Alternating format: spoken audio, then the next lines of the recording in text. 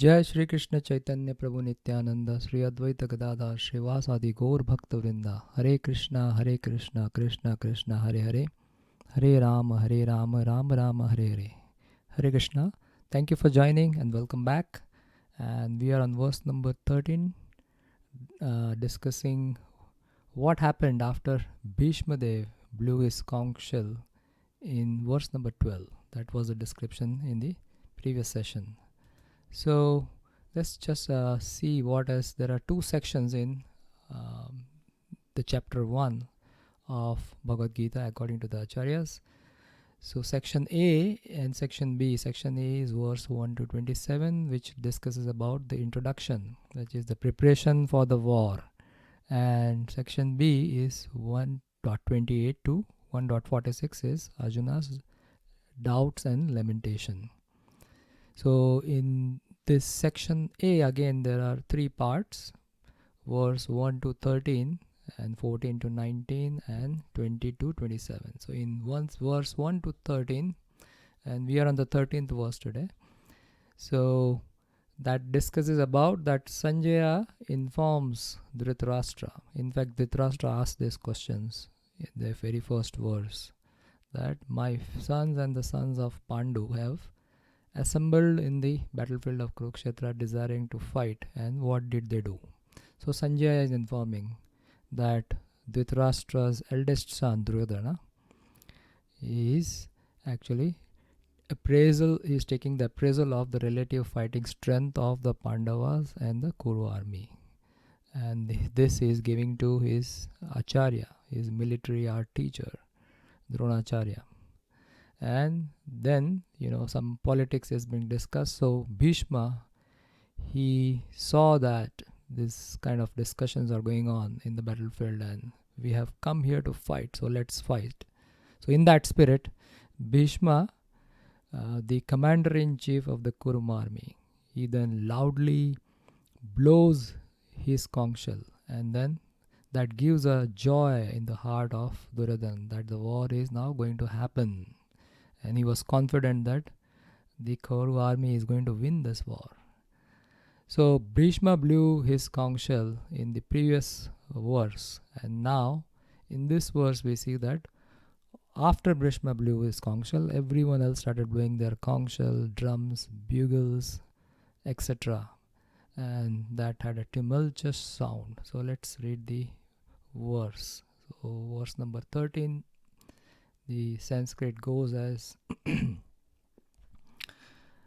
Tatha sankhascha bhairyascha parnavakam gomukah sahasaivyabhya hanyanta sasabdastumulo bhavat.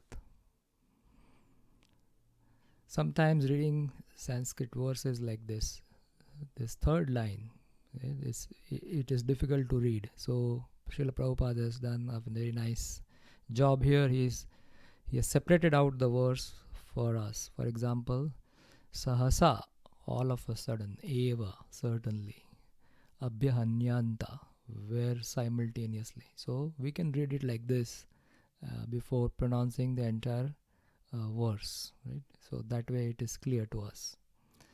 So in this translation, Prabhupada writes, after that means what? After Bhishma Pitamaha, in the previous verse, he blew his conch shell, right?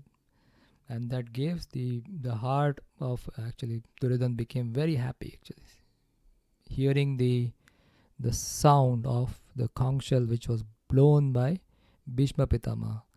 So then after seeing their commander-in-chief, who is excited, who is ready to fight, he is blowing his conch shell. So everyone else, they had their own conch shells or whatever instruments they had, either conch shell or drums or bugles. So everyone started blowing that. So the conch shell, drums, bugles, trumpets and horns were all suddenly sounded. So suddenly, lot of sound people could hear who were present in the battlefield from both the sides. And the combined sound from both the sides was tumultuous. Tumulo, the word is in Sanskrit, the word used is tumulo. tumultuous. So sounds similar. In English is tumultuous. In Sanskrit it is tumulo. So there is no purport to this, but we'll discuss a few points. What is happening here?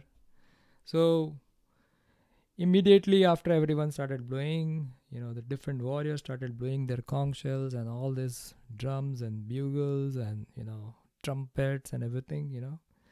This was a sign that the war is going to start now. And in the previous times, actually, the Kshatriyas were very, jubilant in fight. They were very happy for fighting.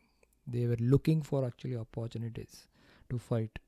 So the wars in those times were fought in a sporting spirit. It was like a game, like a cricket match happening or other kind of matches, football or hockey. So it's a sporting event. They have a sporting spirit. So in the same spirit, they were fighting. And we saw the rules of engagement. So there was a rules of engagement in fighting. It's not like randomly people are going to fight. But here there was a rules.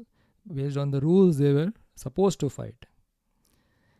And the spirit was that I have prepared my entire life, and I have certain skills, and you have your skills, right? The warriors used to think like that. And now it is time to display what we have learned.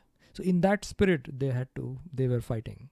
So they came together to fight in a spirit of a sport. And then the Kshatriyas also knew that even though if they die in the battlefield, so there are two possibilities that can happen. They can either win or they can die. So if they win, then they get the kingdom and all the accessories that comes with the winning the war, They get all the wealth and everything. So they become rich by winning the war. But even if they lose, what happens? They know that the destination, because in Shastra it is given that somebody who is fighting for dharma, if they die in the battlefield, then they directly go to heaven. So when they knew like this, they were very enthusiastic in fighting. And here we see that this enthusiasm is shown in the battlefield, like beating of the drums, kettles, and it's like horns and other things, and it created a tumultuous sound. And nowadays also we see that whenever there is a big sporting event going on, then there is a lot of cheerleaders who are cheering from outside, and they are cheering for both the parties. So at that time also there were group of people actually who were outside the battlefield, and they were playing all kind of instruments while this war was going on. So the combined sound is tumultuous. It's a great sound actually. It's we can hear the sound from long distance.